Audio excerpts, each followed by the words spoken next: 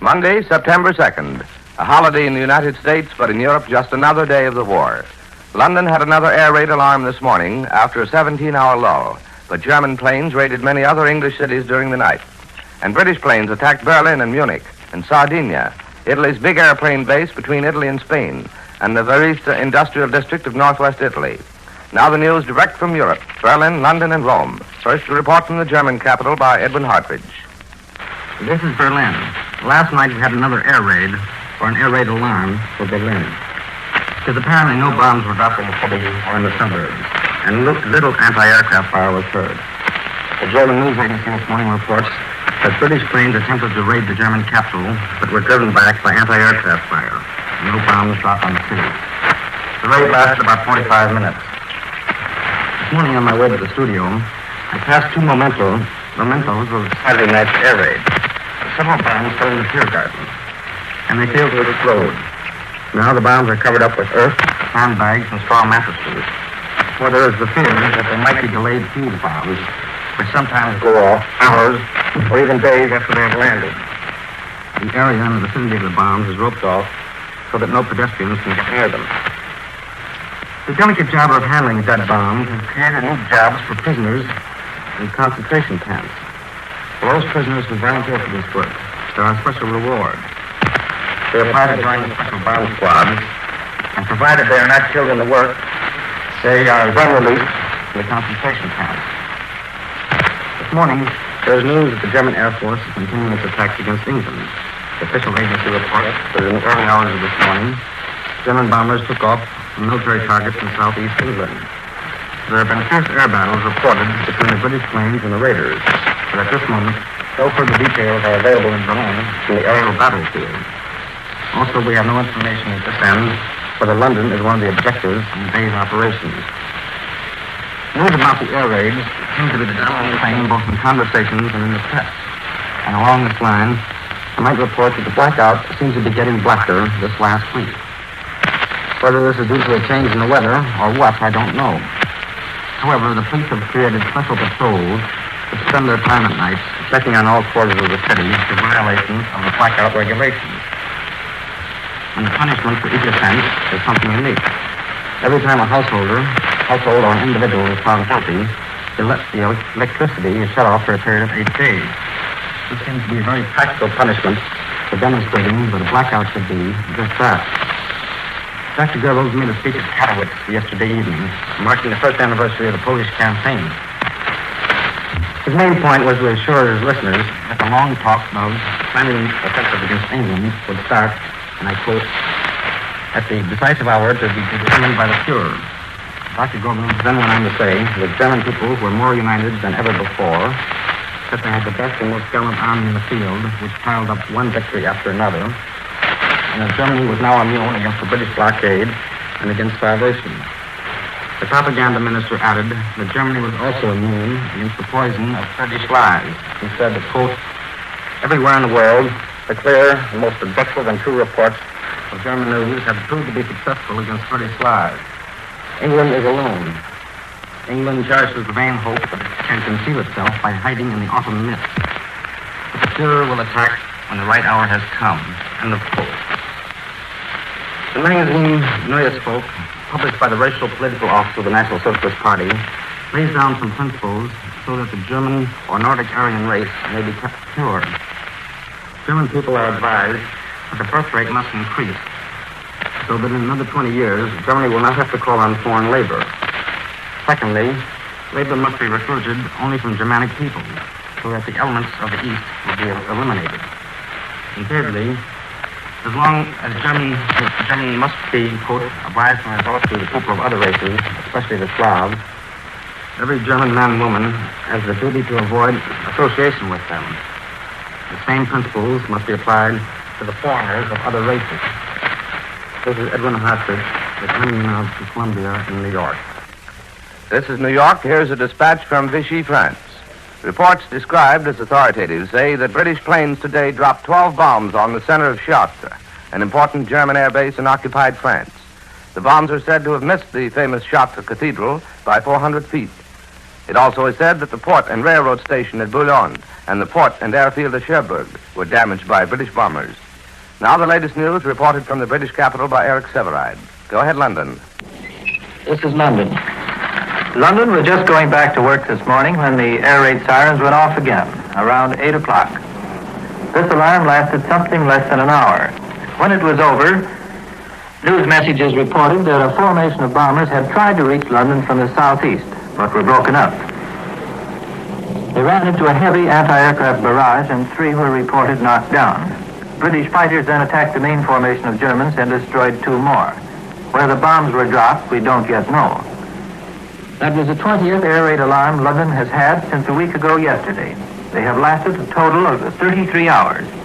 At that rate, if one dutifully stayed in his shelter, he would lose more than 1 day a week just taking cover. Among this morning's raiders were 2 very large 4-engine German planes. The first of these new planes were sighted yesterday. We have no details of last night's RAF raid on Berlin except a brief agency message.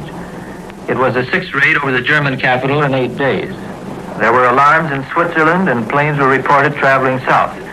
And the Italian communique that's just come to London says British bombers are over northern Italy again. Out on the Isle of Man in the Irish Sea, hundreds of German nationals are interned in camps. They have now had their first air raid alarm. A German bomber approached the island, and the prisoners went to cover, but a Spitfire is believed to have shot down the raider. Prime Minister Churchill believes Britain is winning the war in the air. He said so in a message of congratulations sent to the bomber squadrons of the RAF. He said, I quote, "Command of the air is being gradually and painfully, but nonetheless remorselessly, wrested from the Nazi criminals who hope by this means to terrorize and dominate European civilization," unquote. He compared British bombing crews who bring back their bombs from Berlin when they can't see their targets with what he called the wanton cruelty of German flyers. They, he said, have wrecked nearly 1,000 homes and shops in the resort town of Ramsgate. Another British town received heavy damage in one of yesterday's raids. This was a town in the Thames estuary. 30 to 40 heavy bombs are reported to have fallen right across the heart of the city. The planes apparently were after the docks, but they dropped their loads before they could reach them because of fighter interception. By tonight or tomorrow morning, all the 320 British children from the torpedoed liner, which was taking them to Canada, will be back home with their families.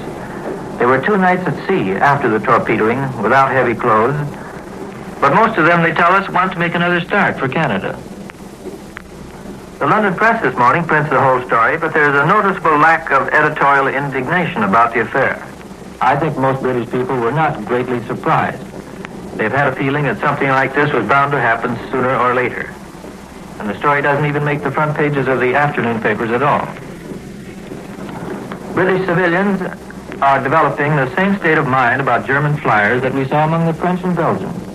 In northern France, when a man came down in the parachute, the gendarmes had to race the farmers and village women to the victim in order to protect his life. Yesterday, a British crowd in an unpleasant mood closed in on a flyer who had just bailed out. He was saved by a bus driver, and very fortunately, because he turned out to be English. War correspondents of London papers in Egypt report this morning that the British and Italian armies on the western desert border are poised for action. They still expect Mussolini to ring up the curtain for a general attack from Libya when the weather turns cool. Intelligence reports of new Italian transport parts and camouflage supply dumps and masked men and guns in remote ravines are coming into the British command every day. And while more areas of French Central Africa are coming over to General de Gaulle, we're getting reports of additional French flyers joining the British. They come from the French-Moroccan Air Force. Spanish reports say 19 French warplanes have flown into Gibraltar from North Africa in the last month. 4 French bombers and a fighter landed yesterday at the Rock, and 2 seaplanes the day before. This is London. I return you to CBS, New York. This is New York, and here's the latest news from the Balkans.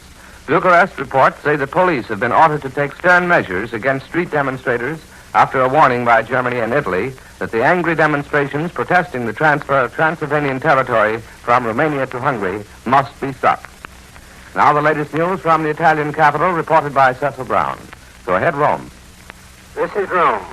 British planes last night raided northern Italy and the island of Sardinia.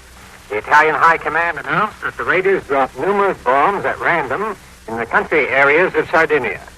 The communique reports that 3 of these British bombers were shot down by anti-aircraft fire. There were no casualties, says the bulletin, and no material damage.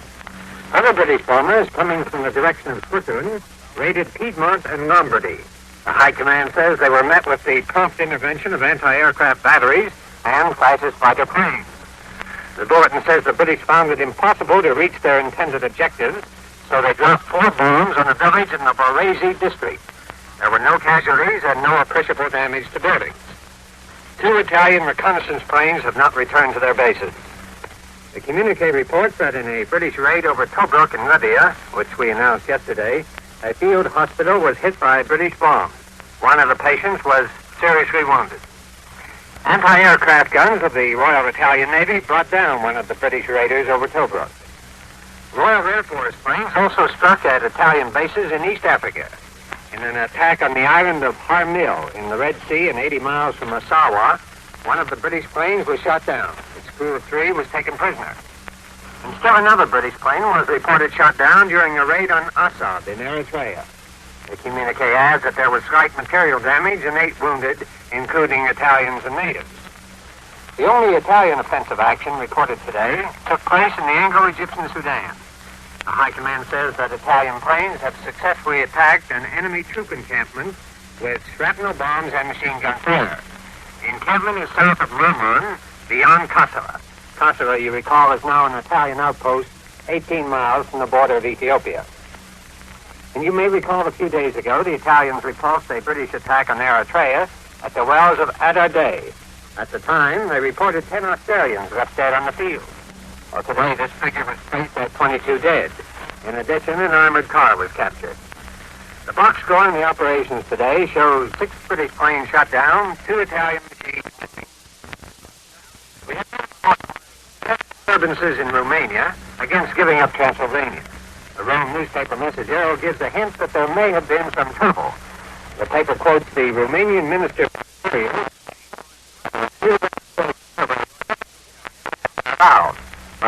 now forbidden. On the other hand, the newspapers are quoted here as saying that the force of circumstances was stronger than the Romanian wishes about Transylvania. The impression here in Rome is that whatever the attitude of the Romanian people may be at the moment, the arbitration is an accomplished fact. In other words, Romania has been partitioned and she will remain partitioned. The Popolo di Roma reports today that the whereabouts of King George is a mystery. It carries a story from Bern, Switzerland to that effect. The Messaggero prints exactly the same story, word for word, but its story comes under a dateline of San Sebastian, Spain. The Messaggero headline puts it this way: the British capital is too dangerous for the nerves of King George. Mussolini's newspaper, the Popolo d'Italia, is renewing its campaign to keep jazz out of Italy. The paper says it is absolutely extraneous to the spirit and good taste of fascism. Moreover, it's pointed out that jazz is imported from the United States and Great Britain. The paper indicates that should be reason enough to bar such music. Let there be no more imitation of jazz, the paper adds. Let Italians dance to traditional Italian music.